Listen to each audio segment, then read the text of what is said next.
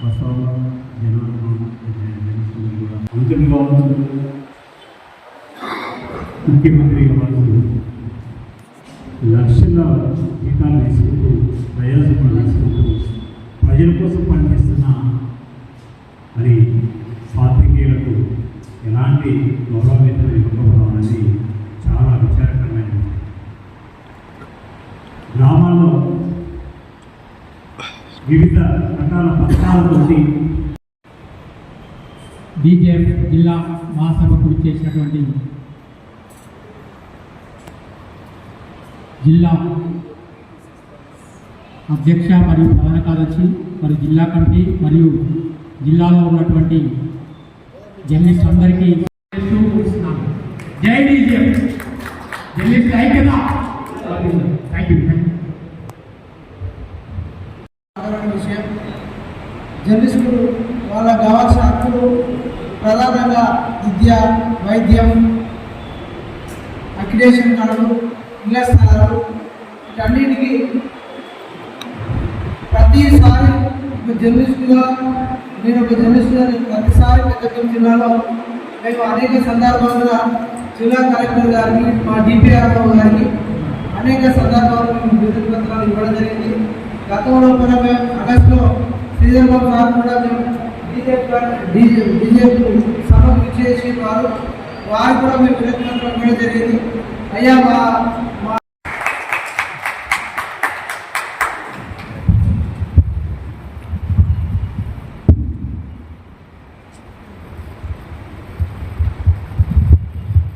ఈరోజు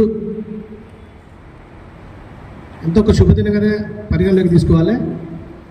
ముఖ్యంగా democratic federation journalist federation కార్యక్రమానికి అట్టి కార్యక్రమ సభాధ్యక్షులుగా నిర్వహిస్తున్న మరియు అధ్యక్షులు గారైన రాజు గారికి, అదేవిధంగా మరియు కార్యదర్శి, అదేవిధంగా ముఖ్యమైన వ్యక్తి జాదవ్ గారి ఆధ్వర్యంలో జరుగుతున్న కార్యక్రమానికి ముఖ్య అతిథులుగా విచ్చేసిన మన ముఖ్య అతిథి రాష్ట్ర అధ్యక్షుడు ఏను మల్లారెడ్డి గారికి, అదేవిధంగా కేంద్ర సంయుక్త కార్యదర్శి మాస రత్నాకర్ గారికి, పెద్దపల్లి నుంచి వచ్చేసిన మరొక విశిష్ట అతిథి కల్లెపల్లి కుమార్ గారికి, అదేవిధంగా సోదరిమణి ప్రియా మేడం గారికి, అదే పక్కన ఉన్న మన క్రాంతి కుమార్ గౌడ్ గారికి, మరియు వేదికను అలంకరించిన పెద్దలు మరియు ముఖ్య అతిథిగా విచ్చేసిన ఇంకొకైన రవీంద్రన్న గారికి, కార్యక్రమంలో హాజరైన ప్రముఖులకు, పెద్దలకు ప్రతి ఒక్కరికి పేరు పేరున హృదయపూర్వక నమస్కారాలు తెలియజేసుకుంటూ, ఎక్కడ చూసినా ఏం చూసినా ఏదో ఒక్కడైతే బాధ ఉంటుంది. బాధలలో కాకపోతే ఎక్కువ తక్కువ. ఈ జర్నలిస్ట్ ఫెడరేషన్కి మాత్రం చెప్పుకోరాని బాధలు ఉన్నాయని తరచుగా అప్పుడప్పుడు సందర్భించినప్పుడు తెలుస్తూ ఉంటుంది. ఐక్యతగా లేక, సంఘటితం కాక, కొంచెం విచ్ఛిన్నం చేసుకొని, కొంతమంది విచ్ఛిన్నం చేసి ఎవరికి వారే ఉన్నవారే బాగుపడుకుంటూ, లేని వాళ్ళని ఇబ్బందులు పెట్టుకుంటూ, కొంచెం సమస్యల వలములు వేసుకుంటూ అందరూ సక్రమంగా సంతోషంగా ఉండే దేశను కొంచెం విచ్ఛిన్నం చేయడంలో ఇబ్బందికరంగా అవుతా ఉంది. చాలామంది అప్పుడప్పుడు మనం చూస్తూ ఉంటాం, ఎవరో ఒకరిద్దరు వాళ్ళ అవకాశం కోసం, వాళ్ళ ఆలోచన కోసం, వాళ్ళ సొంత స్వాధితం కోసం మిగిలిన నలుగురిని వాడుకొని అక్కడ ఆ పని అడ్డు తెచ్చుకొని వాళ్ళొక మంచి స్థాయిలో ఉండడానికి ప్లాన్ చేస్తూ ఉంటాం. అదే మన వాళ్ళ వెనక నలుగురున్నారు పిల్లలు, మరి వాళ్ళని కూడా కలుపుకొని కలిసికట్టుగా పనిచేస్తే కళాసుఖం అన్నట్టుగా ఒక మంచి వాతావరణం నెలకొల్పబడి మన అందరికీ కూడా విలువలు, గౌరవాలు ఉంటాయనే ఒక ఆలోచన చేసుకోవాల్సిన అవసరం ఎంతైనా ఉంటుంది. అసలు జర్నలిస్టులు అంటే ఎవరు మీకు తెలుసు, మనకందరికీ పరిస్థితి ఏంటి? నీతికి నిజాయితీకి ప్రతిరూపాలే జర్నలిస్టులు. ఇప్పుడున్న పరిస్థితులలో మన సమాజంలో మానవత విలువలు కృంగిపోయి, కుషించిపోయి, అన్యాయాల, అక్రమాలు ఎన్నో అవతరించబడుతున్నాయి. దానిని నిర్భయంగా చాటుతూ విధి విధానాలలో పద్ధతిలో సమాజ సేవలో భాగంగా పనిచేస్తున్న తరుణంలో జర్నలిస్టులు జరుగుతున్న అన్యాయాలు అంతా ఇంత కాదు. ప్రతి ప్రభుత్వాలు ఏవో వస్తూ ఉంటాయి, ఏదో చేస్తాం, మీకు ఇది చేస్తాం, అది చేస్తాం అంటారు. కానీ వాస్తవంగా ఎప్పుడు చూసినా మీకు మొండి చేయ కనిపిస్తాము. కానీ ఏదో ఒక రోజు మాత్రం మీకు కూడా మంచి రోజు ఆసన్నమయ్యే అవకాశం ఉంటుంది. ఎవరు పుట్టి నుంచి గొప్పవాళ్ళు గారు, సమయ సందర్భాన్ని బట్టి, పరిస్థితిని బట్టి, అప్పుడు ఉన్న విధానంలో అనుకూలించిన దాన్ని బట్టి అందరికీ మంచి రోజులు వచ్చే అవకాశాలు ఉంటాయి. ఇప్పుడు జనరేషన్ ఉన్న పరిస్థితులలో ఈ జర్నలిస్టు మీ ఫెడరేషన్ గారికి మీరు ఏ హక్కులకైతే పోరాటం చేస్తున్నారో, ఏ సమస్యల పట్ల మీరు పూర్తి స్థాయిలో తీసుకుపోవాలనుకుంటున్నారో, మీకు మీ వాళ్ళకు మీరు పెట్టే డిమాండ్లు అయితే ఏంది, మీరు కోరుకున్న ఆలోచనలు అయితే ఏంది, మీరు ముందుకు సాగడానికి, ముందుకు వెళ్ళడానికి నా వద్ద కర్తవ్య బాధ్యతతోటి పరోక్షంగానో ప్రత్యక్షంగానో పార్టీ పెద్దలైన ప్రముఖులతో చర్చించి నా వద్దు సహసహకారాలు ఖచ్చితంగా మనసా వాచ కర్మల త్రికరణ శుద్ధిగా పాటిస్తాం. ఈ సమయంలో మీరు కూడా అప్పుడప్పుడు చిన్న చిన్న మనస్పర్ధలు వచ్చినా విడిపోకుండా ఖచ్చితమైన ఒక సంకల్పంతో మనమంతా ఒక కుటుంబము, మన కుటుంబం కలిసి ఉంటేనే ఎవరు కానీ భయపడతారు.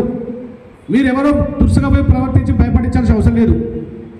ఉన్న నిజాన్ని నిర్భయంగా చాటుతూ సమాజ సేవ కోసం, సమాజ నిర్మాణం కోసం తాపత్రయపడి ముందుకు తీసుకెళ్ళినప్పుడే మీకు ప్రత్యేకమైన గుర్తింపు విలువలు ఉంటాయి. ఆ ప్రత్యేక గుర్తింపు విలువలకు ఖచ్చితంగా మీరు మనసా వాచ కర్మన పని చేయండి. ఒక నా గురించి అని కాదు, ఎవరు లీడర్ మీకు పనిచేస్తారని కాదు. మీ దగ్గర వర్క్ ఉంది, మీ దగ్గర ఆ లక్షణాలు ఉన్నాయి, ఆ నైపుణ్యత ఉందంటే ఆటోమేటిక్గా ఎవరైనా పిలుచుకోవాల్సిందే.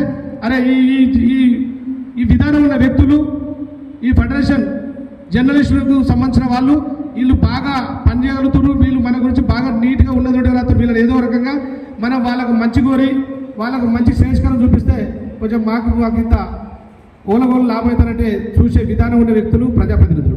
ఆ ప్రజాప్రతినిధి ఎప్పటికైనా ఒక్కొక్కరు లొంగక తప్పడు, ఎక్కడ పొరపాటు చేస్తూనే ఉంటాడు. ఆ చేసిన సందర్భంలో ఖచ్చితంగా మీరు నిర్భయంగా, నిడరంగా, నిజాయితీగా ఉంటే మీరు అనుకున్నది సాధించుకోవడానికి చాలా సులభం. కానీ మనమే ఒక్కొక్కసారి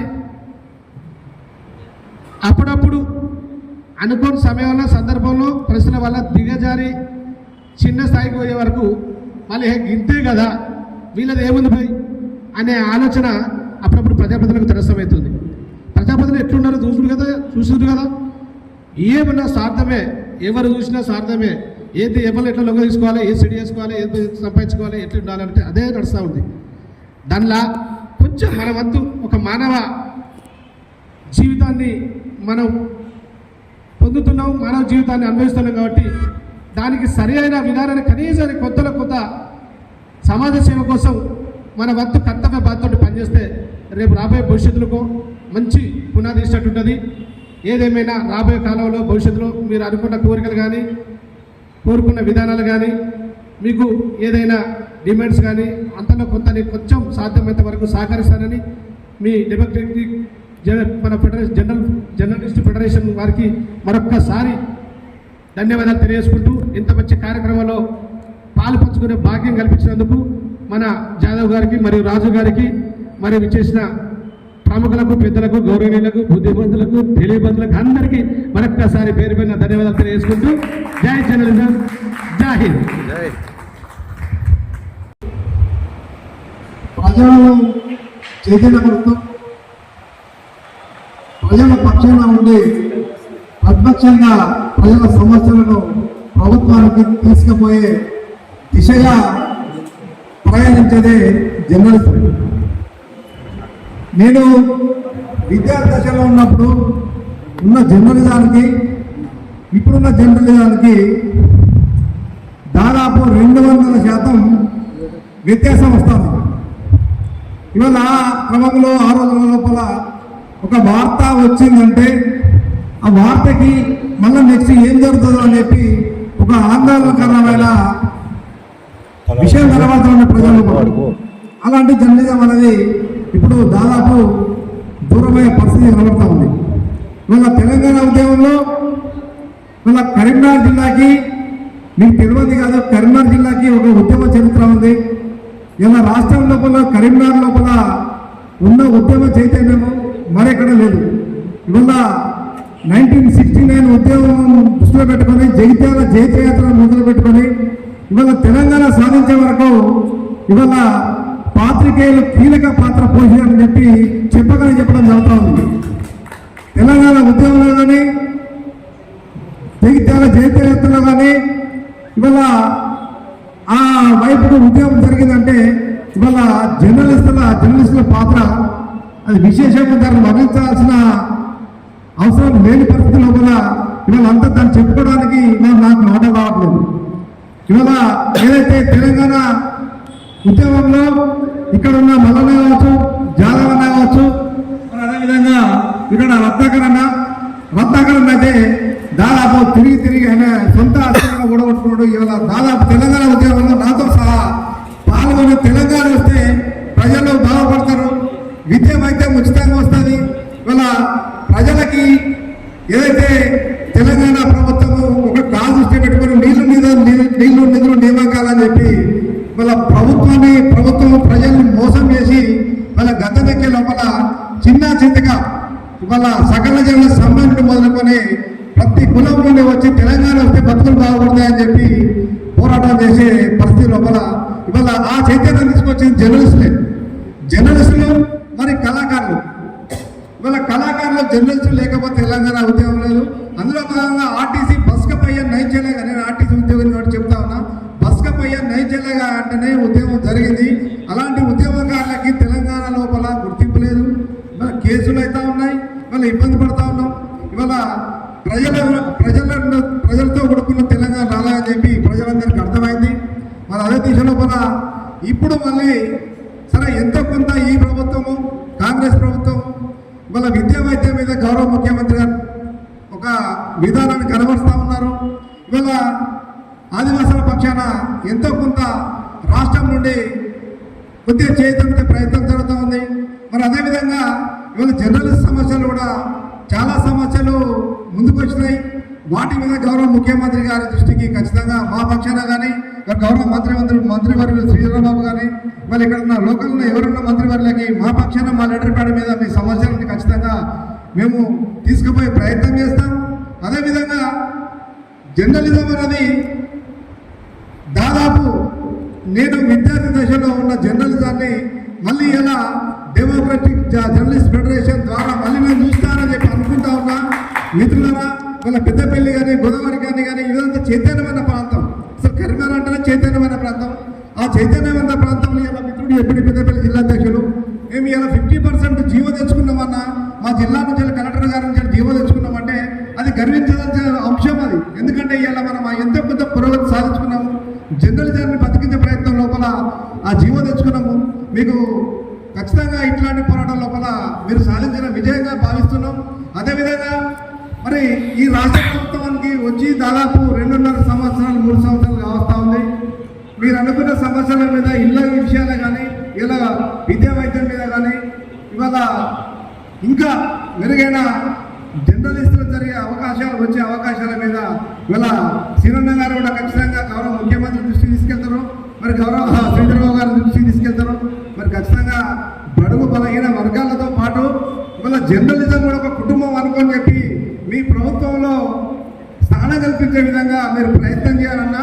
మీరు అదేవిధంగా ఏదైతే ప్రతి దాంట్లో ప్రపంచాలు ఉంటాయి, ఇవాళ మన ప్రభుత్వంలో ప్రపంచాలు ఉండొచ్చు, కానీ ఏ ప్రభుత్వం అయినా ఇప్పుడు ఏం చేస్తూ ఉంటే గతంలో గత ప్రభుత్వం మొత్తం చాలా మంది ప్రశ్న అంతా కొన్నది, వాళ్ళు ఏం చెప్తున్నారు రాయాలి.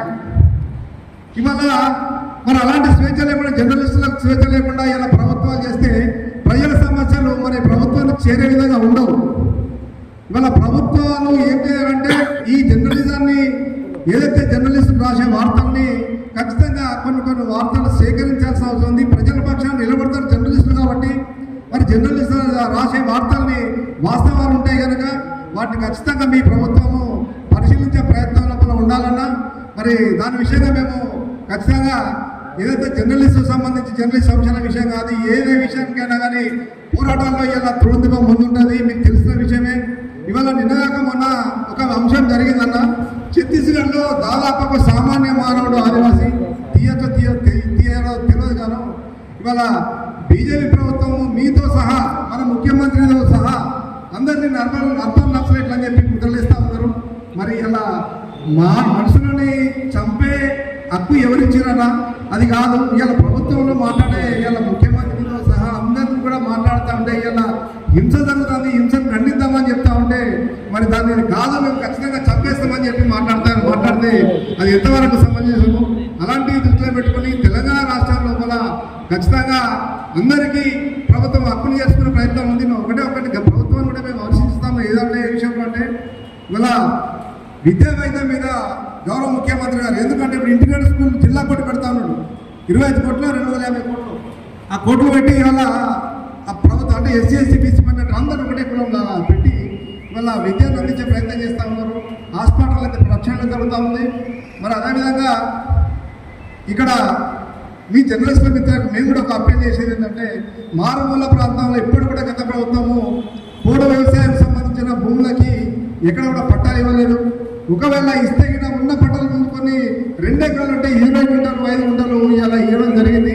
దాన్ని మళ్ళొకసారి మా సీతకాయ దృష్టి కూడా తీసుకుపోయినాం. మళ్ళొకసారి మా ద్వారా మీరు ఈ అంశాన్ని కొద్దిగా ప్రచురించినట్టయితే మా ఆదివాసీ ప్రజలకు మారుమూల ప్రాంతాల్లో ప్రజలకు న్యాయం జరుగుతుంది. మరి అలాంటి పక్షాన జర్నలిజం పనిచేయాల్సిన అవసరం ఉంటుంది. అదే కాకుండా ఏ సమస్య మీద కూడా ప్రభుత్వానికి ప్రతిపక్షంగా నిలబడాల్సిన అవసరం ఉంటే నిలబడాలి. ఇవాళ సమస్యలను ఖచ్చితంగా వ్యవసాయం చేసి అంటే ప్రభుత్వాన్ని వ్యవసాయం చేసే అవకాశం ఎవరికి వస్తుంది అంటే జర్నలిజంకి వస్తుంది. ఆ జర్నలిజం ఎట్లా అంటే జర్నలిజం అనేది ఒక వ్యక్తులకు వత్తాసు పలకకుండా నిక్కచ్చిగా వార్తలు రాసినప్పుడు ప్రజలు చైతన్యవంతులు అవుతారు. ఇది వాస్తవం అని ప్రభుత్వం గుర్తిస్తుంది. అప్పుడు ఆ సమస్య పరిష్కారం అయ్యే దిశగా అవుతుంది. కనుక మరి అట్లాంటి అంశం లోపలనే మన జర్నలిస్టులు పూర్తిగా నిమగ్నమై ఉండాలని చెప్పి తెలియజేస్తూ మరి ఖచ్చితంగా ఏదైతే మీ తెలుగు సమస్యల మీద మేము ముందుండి వస్తామన్నా పోరాటాలు తొడుగుతే ఆదివాసులకు కొత్తేం కాదు. చివరి వరకు కూడా పోరాటం చేసి హక్కులు సాధించుకున్న విషయాలు మేము ప్రయాణిస్తాం కనుక మరి ఖచ్చితంగా మీతో పాటు మేము ఉండాలని చెప్పి తెలియజేస్తూ ఈ అవకాశం ఇచ్చిన మీ అందరికీ ఉదయం తెలుపుని ముగిస్తా ఉన్నాం.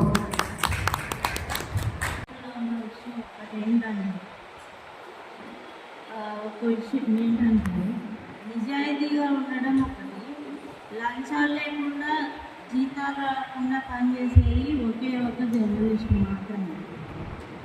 అందులోనూ ఎక్కడ ఏ ప్రోగ్రాం ఉంది, ఎక్కడ ఎవరైనా చనిపోయారు, ఎక్కడ ఏదైనా గొడవ జరుగుతుంది అంటే అక్కడ ముందు ఉన్నది మీడియా. అయినా కూడా చాలా తక్కువ కనిపిస్తారు మీడియా వాళ్ళని. వీళ్ళేంటి వచ్చారు, వీళ్ళు ఎందుకు వచ్చారు, వీళ్ళకి పని. గౌరవనీయులు ఏనుగు మల్లారెడ్డి గారు మరియు మాసం రత్నాకర్రావు గారు, అలాగే మా సీనాన్న, అలాగే ఏనుగు గుర్రాల రవీందర్ గారు మరియు పెద్దపల్లి జిల్లా అధ్యక్షుడు కుమార్ గారు, సిరిసిల్ల జిల్లా అధ్యక్షుడు క్రాంతి గారు మరియు వేదికను అలంకరించిన జయకుమార్ సార్ గారికి అందరికీ పేరు పేరున ధన్యవాదాలు తెలియజేస్తున్నాను, కృతజ్ఞతలు కూడా తెలియజేస్తున్నాను. వాస్తవంగా ఈరోజు మనం ఇక్కడ సమావేశం కావాలా అని ఎప్పుడో ఒకసారి అనుకున్నాం.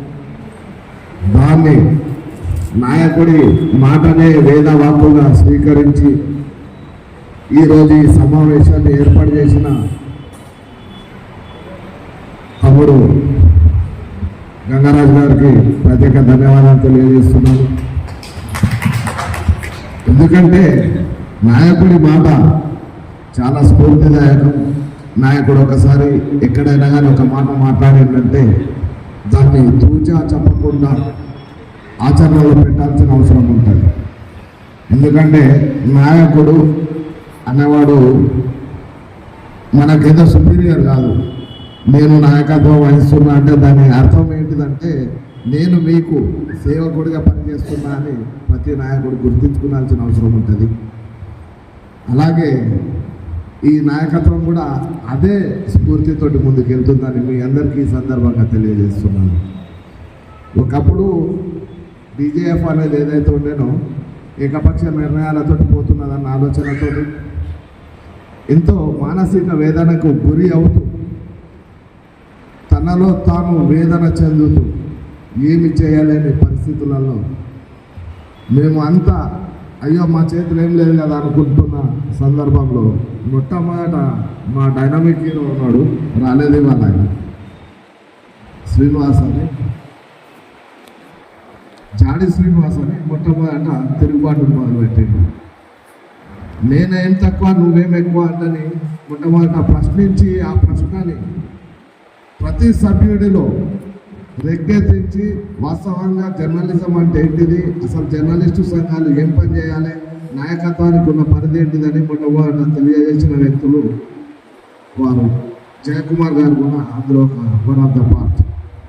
మేమందరం అస్త్ర సన్యాసం చేసినప్పుడు ఇంక్లూడెడ్ మీ, నేను కూడా ఏమి చేయలేను అంటే అనుకున్న సందర్భంలో మమ్మల్ని తట్టి లేపి కార్యోన్ముఖుల్ని చేసి ఈరోజు ఈ వేదిక మీద నిలబెట్టారంటే దానికి స్ఫూర్తి వారికి ఈ సందర్భంగా శిరస్సు వచ్చి నమస్కరిస్తున్నాం. వాస్తవంగా జర్నలిస్టులకు నెత్తినెంటికలు ఎన్ని ఉన్నాయో అన్ని సమస్యలు ఉన్నాయి, కానీ ఆ నెత్తినే జర్నలిస్టుకు వానికి సంబంధించిన బాధ్యతల మెదడలేదు. అదొక్కటే పని చేయాలి, మిగతా అన్ని చాప్టర్లు పని చేస్తాడు. వానికనే ఇంకా క్రమం జరిగింది, వీళ్ళు ఇంట్లో చేసిన మన చేసిన అన్ని చెప్తాడు. కానీ నువ్వేం చేస్తున్నావు అంటే ఇంట్లో కుటుంబ సభ్యులకు పీడికడు చీటి పెట్టే శక్తి కూడా లేదు వాళ్ళు. కానీ వాడు ఆలోచించుకోడు. ఎంతసేపు అదొక నానుడు ఉన్నది, బహుజన హితాయ బహుజన సుతాయ. ఎంతసేపు బహుజన హితం కోరేవాడు బహుజన సుతుడే, కానీ బహుజన సుతుడు కూడా ఉండాలంటే వానికి భోజనం కూడా ఉండాలి.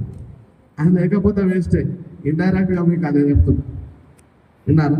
ఎప్పుడైతే మీ కుటుంబాలు ప్రశాంతంగా ఉంటాయో, మీ కుటుంబాలకు అన్ని రకాల సౌకర్యాలు ఉంటాయో, ఆ రోజు మీరు విభృంజించి ఇంతకు ఎక్కువ పని చేయగలుగుతారు. ఈ సమాజంలో అవినీతి అక్రమాలని అన్యాయాలని కూకటి వేళ్లతో తీసివేయగలుగుతారు. అంత శక్తి సామర్థ్యాలు కేవలం జర్నలిస్టుకే ఉన్నది. మనకు 4 ఉన్నాయి: చట్టం, న్యాయం, bureaucracy, 4th journalism. 4th estate అంటాం. మనం స్వయం ప్రతిపత్తి ఏం చేసారంటే మనకు స్వయం ప్రతిపత్తి ఇచ్చి చేతిలో శిప పెట్టేసారు. అడక తినడం తప్ప వేరే ఏం లేదు. ఆ అడక తినడానికి కూడా వీనికి తెలియలేదు. ఎందుకంటే ఎంతసేపు నువ్వేంద్రా అంటాడు కానీ నా బతికేంది అనేది ఆలోచన లేదు. దాదాపు ఎప్పుడో 25 సంవత్సరాల క్రితం కరీంనగర్ జిల్లాల అప్పటి నాయకత్వం చేసిన కృషికి కొద్ది మందికి ఫ్లాట్స్ వచ్చినాయి, అన్న కూడా అక్రమాలు జరిగినాయి. ఆ కాలంలో 25 ఏళ్ల క్రిందనే జర్నలిస్టు అన్నాడు కూడా అక్కడ ఫ్లాట్ తీసుకున్న సందర్భం. తీసుకున్నారా లేదా? చాలామంది యువకులు ఉన్నారు ఇక్కడ, వెళ్ళాలి కొద్ది మంది ఉన్నారు సీనియర్స్, వాళ్ళకి తెలుసు. కానీ ఇప్పుడు వీళ్ళు దినదిన గంట 100 ఏళ్ళ ఆయుష్గా తన జీవనాన్ని గడుపుతూ కూడా ఈ రోజుకు నాకేం కావాలనే ఒక క్వశ్చన్ మార్కులు ఉన్నారు. నాకేమైతుంది, నేనేం చేయాలి, నాకు సౌకర్యాలు ఎట్లాంటివి ఉండాలనే ఆలోచన లేదు. ఎంతసేపు జర్నలిస్ట్ అంటున్నారు కానీ జర్నలిస్టు పరిధి ఏంటి, జర్నలిస్టుకున్న హక్కులేంటి, ఎంతసేపు జర్నలిస్టు బాధ్యతలు ఉంటాయా, హక్కులు ఉంటాయా అంటే జర్నలిస్టులకు హక్కులు కూడా ఉంటాయి. ఆ హక్కులు ఈ పునాదికి కష్టాలు తెలుసు, కన్నీళ్ళు తెలుసు. జిల్లా రాష్ట్ర సంబంధించిన కార్యవర్గం ఏదైతే ఉందో అందరూ ఉద్యమాల నుంచి పోరాటం చేసిన వాళ్ళే. వివిధ జిల్లాల నుంచి ఒక తరుణంలో మేము చేసిన పోరాటంలో మా మీద వేరే సంఘం సంబంధించిన వాళ్ళు కూడా కుట్రపని మా మీద కేసు పెట్టే ప్రయోగం కూడా చేసిన. అలాంటప్పుడు డీజేఎఫ్ నమ్ముకున్న సిద్ధాంతం ప్రకారంగా ఉన్న ఒక్కరైనా సరే పోరాటానికి మేము ఉన్నాం, మేమంటే ఏదో చూపించవన్నీ ఈ తరంలో ఈరోజు కరీంనగర్ జిల్లా 2020 సంవత్సరంలో కొత్తగా ఏర్పాటు చేసిన ఈ కమిటీని వారికి శుభాకాంక్షలు తెలపడం జరుగుతుంది. రాష్ట్ర నాయకత్వం కూడా మేము హైదరాబాద్లో మీటింగ్ చేయనప్పుడు కూడా ఏకపక్ష తరుణంలో కమిటీ వేయడం, ఏకపక్షపాతంలో కూడా మేము సభ్యత ఉన్న వారికి కూడా లేని వారికి వాటి ఓటకు వినియోగించుకోవడం జరిగింది. అలాంటి తరుణంలో కొంతమంది చీటపం లాంటి వాళ్ళు ఈ సంఘానికి పోయిందే బెస్ట్. సో ఇప్పటికైనా నాయకత్వం ముందుండి నడిపించాలని కోరుతున్నాను. డెమోక్రటిక్ జర్నలిస్ట్ ఫెడరేషన్ జిల్లా సదస్సు నిర్వహించడం జరిగినది. ఇట్టి సమావేశానికి పెద్ద సంఖ్యలో జర్నలిస్టులు వచ్చి విజయవంతం చేసినందుకు అందరికీ పేరు పేరున ధన్యవాదాలు తెలియజేస్తున్నాం. ఈరోజు తీసుకున్న నిర్ణయాలు ఏవైతున్నాయో డీజేఎఫ్ డెమోక్రటిక్ జర్నలిస్ట్ ఫెడరేషన్ తరఫున జర్నలిస్టు సభ్యులకు యాక్సిడెంటల్ ఇన్సూరెన్స్ చేయించడం జరుగుతుంది. అందులో ఇవాళ మొదటి రోజు కొద్దిమందికి ఇన్సూరెన్స్ చేయించడం జరిగింది. అలాగే ఎవరైతే డీజేఎఫ్ డెమోక్రటిక్ జర్నలిస్ట్ ఫెడరేషన్ సభ్యులు ఉంటారో వారికి రాష్ట్ర వ్యాప్తంగా అందరికీ ఇన్సూరెన్స్ చేయిస్తామని ఈ సందర్భంగా తీర్మానించడం జరిగింది. ఇటు తీర్మానాన్ని కేంద్ర మరియు రాష్ట్ర కమిటీలు కూడా ఆమోదించడం జరిగింది. తద్వారా ఈరోజు నాంది సూచకంగా ఒక 5గురికి ఇన్సూరెన్స్ చేయించడం జరుగుతుంది. అలాగే ప్రతి సభ్యుడికి అహర్నిశలు కష్టపడే ఏ జర్నలిస్ట్ అవుతున్నాడో అతని సౌకర్యాల కోసం నిరంతరం డీజేఎఫ్ కృషి చేస్తుందని ఈ సందర్భంగా మీ అందరికీ తెలియజేస్తున్నాను. ఎవరైతే జర్నలిస్టులు తాను ఇబ్బందులు ఎదుర్కొంటున్నాడో నిస్సంకోచంగా వచ్చి తనకు ఎదురవుతున్న ఇబ్బందుల్ని తెలియజేసే దాని పరిష్కారం కోసం మన సంస్థ కృషి చేస్తుందని ఈ సందర్భంగా మీ అందరికీ తెలియజేస్తున్నాను. అలాగే మీ శ్రేయస్సే సంఘ శ్రేయస్సాన్ని తలస్తూ ముందుకు సాగుతామని ఈ సందర్భంగా అందరికీ పేరు పేరున మనవి చేస్తున్నాను. నా పేరు శ్రీనివాసరావు జాదవ్. నేను డెమోక్రటిక్ జర్నలిస్ట్ ఫెడరేషన్ జాతీయ కేంద్ర కమిటీ ప్రధాన కార్యదర్శిని. ఈరోజు మేము సమావేశం ఎందుకైనామంటే చాలామంది జర్నలిస్టులు తన వృత్తిలో భాగంగా ఎన్నో రకాల ఇతిబాధలు ఎదుర్కొంటున్నారు. వారు ఎదుర్కొంటున్న ఏ సమస్యనైనా కానీ మేము చట్ట పరిధిలో వారికి సహాయ సహకారాలు అందిస్తామని తీర్మానించడం జరిగింది. అలాగే వారికి యాక్సిడెంటల్ ఇన్సూరెన్స్ కూడా చేయిస్తామని ఈ సందర్భంగా తీర్మానించడం జరిగింది. అందులో భాగంగా ఈరోజు మనం నాంది సూచకంగా ఒక 5గురికి ఇన్సూరెన్స్ యాక్సిడెంటల్ ఇన్సూరెన్స్ చేయించడం జరుగుతుంది. అలాగే ప్రతి ఒక్క సభ్యుడికి డీజీఎఫ్ తరఫు నుంచి ఖచ్చితంగా ఇన్సూరెన్స్ చేయిస్తామని ఈ సందర్భంగా కేంద్ర రాష్ట్ర కమిటీల తీర్మానించడం జరిగింది. ఈడ ఒక చిన్న ప్రాబ్లం వస్తున్నది. ఏంటిదంటే మీడియా హౌస్ ఏదైతున్నదో ఆ మీడియా హౌస్ కొన్ని రకాల పరిమితుల ద్వారా నిజమైన ప్రజలకు సేవ చేయడం లేదు.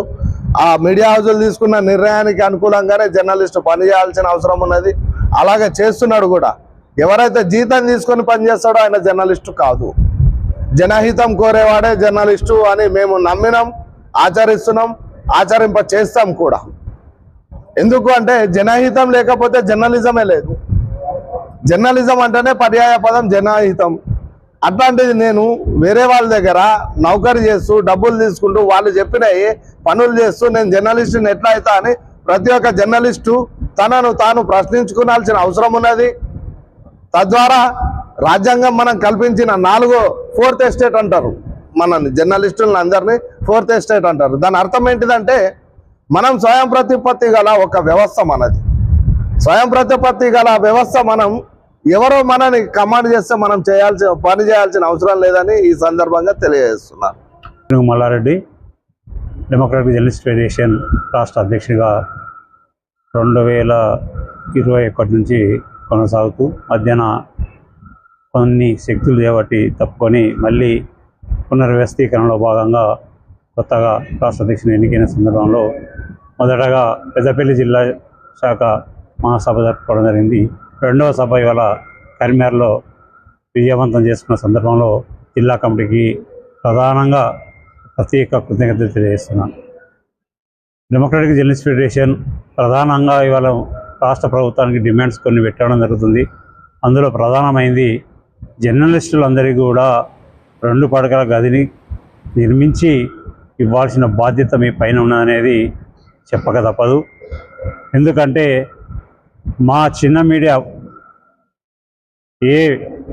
మీరైతే పక్క పెడుతున్నారో వీళ్ళంతా మీకు అనుకూలంగా జనాన్ని చైతన్యం చేసి మీకు అనుకూలంగా ఓట్ల రూపంలో ఓట్లను మరల్చకపోతే మీరు ఇవాళ అధికారంలోకి వచ్చేవారు కాదనేది మేము స్పష్టంగా చెప్పదలుచుకున్నాం. రేపు కనుక మాకు ఈ 2 గదుల 2 పడక గదుల ఇళ్లను మాకు నిర్మించి ఇవ్వకపోతే రాబోయే ఎన్నికల్లో ప్రత్యేకంగా మా మీడియా మొత్తం కూడా మీకు వ్యతిరేకంగా పనిచేయక తప్పదనేది ఈ సందర్భంగా హెచ్చరిస్తున్నాం. అదేవిధంగా మీడియా మిత్రుల పిల్లలందరికీ కూడా ఉచితంగా విద్యను అందించాల్సిన బాధ్యత పాలకులపై ఉన్నది. ఎంతోమందికి లక్షల మందికి మీరు ఉచిత విద్యను వాళ్ళకు అందిస్తున్నారు. ప్రైవేటు పాఠశాలలో ఉన్నత విద్యను మంచి విద్యను అందించవలసిన బాధ్యత ఎందుకంటే ప్రజల కోసం పనిచేస్తున్నారు, ఎలాంటి జీతభత్యాలు లేకుండా పనిచేస్తున్న విలేకరులకు మీరు ఖచ్చితంగా ఉచిత విద్యను అందించవలసిన బాధ్యత ఉన్నది ఈ సందర్భంగా డిమాండ్ చేస్తున్నాం. అదేవిధంగా కార్పొరేట్ హాస్పిటల్ ఇవాళ ఏదైనా పెద్ద రోగం వచ్చి హాస్పిటల్కి వెళ్తే అక్కడ దోపిడీ విధానం మీకు అందరికీ తెలిసిందే. ఆ దోపిడీ విధానానికి తట్టుకునే పరిస్థితి ఇవాళ సామాన్య విలేకరులు లేరు. అక్కడ అమౌంట్ను చెల్లించి చికిత్స చేసుకునే పరిస్థితిలో లేరు. కాబట్టి అక్రెడిటేషన్తో సంబంధం లేకుండా అందరికీ కార్డ్స్ ఇచ్చాయి, హెల్త్ ఐడి కార్డు ఇచ్చేసి అందరికీ ఎంత పెద్ద రోగం వచ్చినా కూడా దానికి కావాల్సిన ఖర్చు మొత్తం కూడా ప్రభుత్వం భరించవలసిన బాధ్యత ఉన్నదనేది ఈ సందర్భంగా డిమాండ్ చేస్తున్నాం. అదేవిధంగా భవిష్యత్తులో జర్నలిస్టుల మీద ఇదివరకు జరిగిన దాడులే కాకుండా భవిష్యత్తులో దాడులు జరగకుండా ఒక ప్రత్యేకమైన చట్టం తీసుకొచ్చి జర్నలిస్టుల మీద దాడులు జరిగినట్లయితే ఇమ్మీడియట్గా వాళ్ళ మీద ఎఫ్ఐఆర్ బుక్ చేసి వెంటనే అరెస్ట్ చేయాల్సిన బాధ్యత ఈ పాలకులపై ఉంటుందనేది మేము ప్రధానమైన డిమాండ్ చేస్తున్నాం. జర్నలిస్ట్ ఫెడరేషన్ ఈరోజు కరీంనగర్ జిల్లా మహాసభను జరుపుకున్న శుభ సందర్భంగా ప్రతి జర్నలిస్టుకు నూతన సంవత్సర శుభాకాంక్షలు తెలియజేస్తూ ప్రభుత్వం తీసుకునేటువంటి విధానాలైనటువంటి అక్రిడేషన్పై జీవోను సవరించాలని ఈ వేదిక డిమాండ్ చేస్తుంది. అదేవిధంగా మనం అక్రిడేషన్ పరంగా ఇచ్చేటువంటి ఏ అయితే సౌకర్యాలు ఉన్నాయో వాటిని అందరికీ అంటే చిన్న తరహా, మధ్య తరహా, పెద్ద తరహా అంటే డిజిటల్ మీడియా అనే భేదం లేకుండా ప్రతి ఒక్క జర్నలిస్టుకు అక్రిడేషన్ కార్డు ఇష్యూ చేసే బాధ్యత ఈ పాలకులపై ఉంది. కాబట్టి ఖచ్చితంగా దీన్ని గౌరవ ముఖ్యమంత్రి వర్యులు సానుకూలంగా స్పందించి ఖచ్చితంగా ప్రతి ఒక్క జర్నలిస్టుకు న్యాయం చేయాలని ఈ వేదిక డిమాండ్ చేస్తుంది.